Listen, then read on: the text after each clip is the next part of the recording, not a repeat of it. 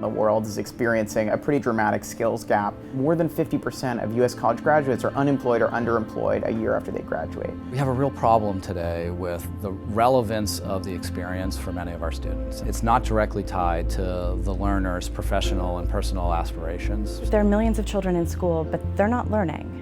One of the biggest opportunities in education over the next 5 to 10 years is the changes in delivery that we've seen, where every individual will be able to access individualized education for them without relying on traditional institutions. So really it's up to the individual to frame their own education now. The student too often is the last constituent that's taken into account. There's such a strong emphasis on teaching to the test that some of these softer skills, which are foundational for success on the test, are seen as somehow less important.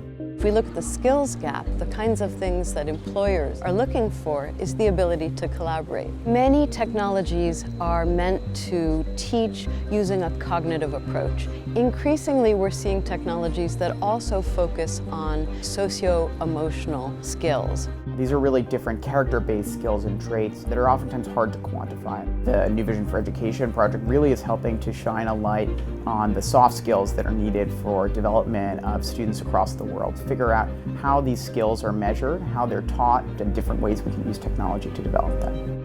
There's part of knowledge that you cannot actually put in digital format because it will be part of the learning process of meeting someone. And that part will be the one that will differentiate you from other people.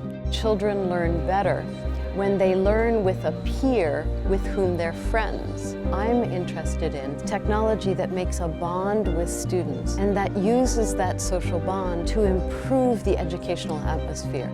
There's narrative, there's multimedia, there are interactive capabilities, there's assessment.